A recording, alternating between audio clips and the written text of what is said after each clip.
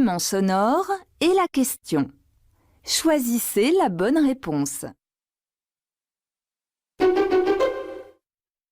Et votre mission, donc, c'est de défendre le cinéma français, le faire découvrir, c'est ça? Oui, le faire découvrir, à la fois soutenir les exportateurs sur les grands marchés internationaux comme Berlin, Hong Kong, Los Angeles, Cannes bien sûr qui est le premier et Toronto, mais aussi montrer à la fois dans les festivals internationaux et dans les festivals que nous organisons les films français dans leur diversité.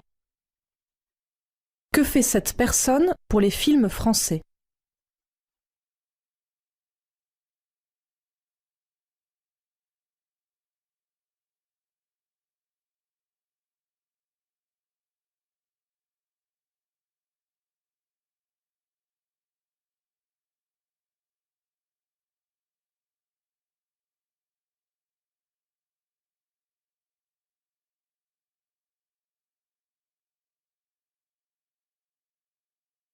Écoutez le document sonore et la question. Choisissez la bonne réponse. Le Parlement européen a également voté contre certaines pratiques qui peuvent faire peur. Je pense notamment à cette colle à viande qui était réclamée par l'industrie agroalimentaire. Oui, l'industrie agroalimentaire, elle voudrait pouvoir tout vendre comme étant de la viande et nous sommes arrivés à les en empêcher. Nous avons dit très clairement non, ce n'est pas possible. Nous voulons des denrées de bonne qualité. De quoi cette femme accuse-t-elle les entreprises agroalimentaires ?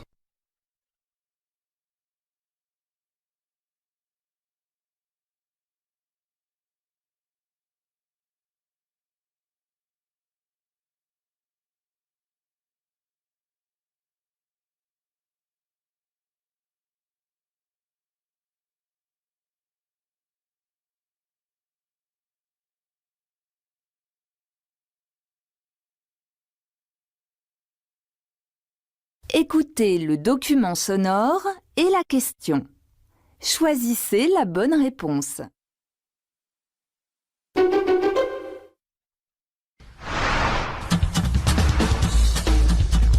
Découvrir la Joconde en évitant les files d'attente, retrouver en un clic une œuvre de Mozart ou accéder à l'intégralité des écrits de Victor Hugo, c'est désormais possible grâce à Europeana, la bibliothèque numérique européenne disponible sur Internet.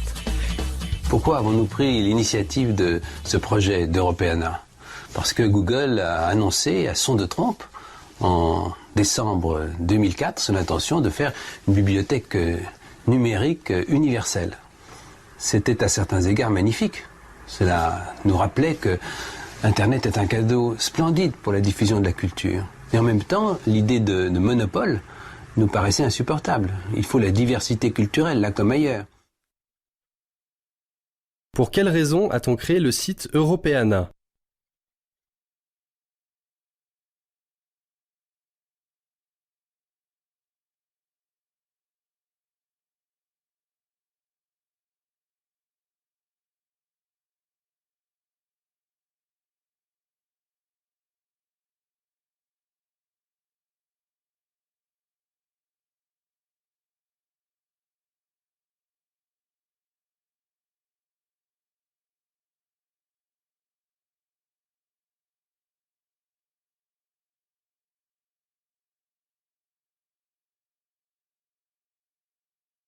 Écoutez le document sonore et la question. Choisissez la bonne réponse. Et nous recevons ce matin le dessinateur Stéphane Huette. Bonjour. Bonjour. L'univers de Proust en livre n'est pas très accessible, n'est pas facile d'accès. Quelle est selon vous la valeur ajoutée de la bande dessinée ? Il est certainement plus facile de mémoriser un texte quand il est associé à une image. Et puis il y a toute cette partie documentaire qui permet de mieux comprendre un monde qui tout de même a disparu. Même si Paris a changé, semble-t-il n'a pas changé. En fait, Paris a beaucoup changé et la France a beaucoup changé. Donc la bande dessinée permet d'illustrer, de documenter un peu le propos. Selon Stéphane Huet, que permet l'adaptation en bande dessinée d'un roman de Proust ?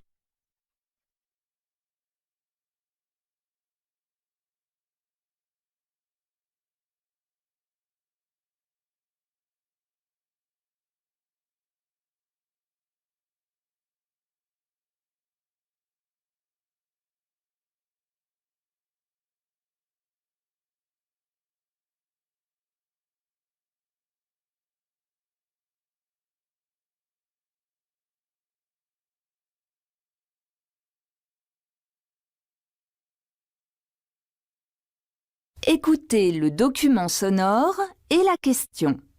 Choisissez la bonne réponse. Mon but était d'adapter tous les contes de Grimm, les 350 contes de Grimm. Mais pour ça, il me faudrait, je crois, 5 vies ou 6 vies. Puis j'ai pris du retard, puisque j'en ai fait que 3. J'en ai fait que 3 en 10 ans. Mais c'est certain, je continuerai. Je veux continuer cette aventure avec les frères Grimm, parce que, étrangement, en adaptant, entre guillemets, les frères Grimm, je fais mon œuvre. Donc c'est ainsi, la littérature n'est jamais qu'un palimpseste, et puis les frères Grimm eux-mêmes n'ont pas inventé ces textes-là, ils nous appartiennent, ils appartiennent à l'inconscient collectif, à l'inconscient européen. Quelle relation ce metteur en scène entretient-il avec les contes des frères Grimm ?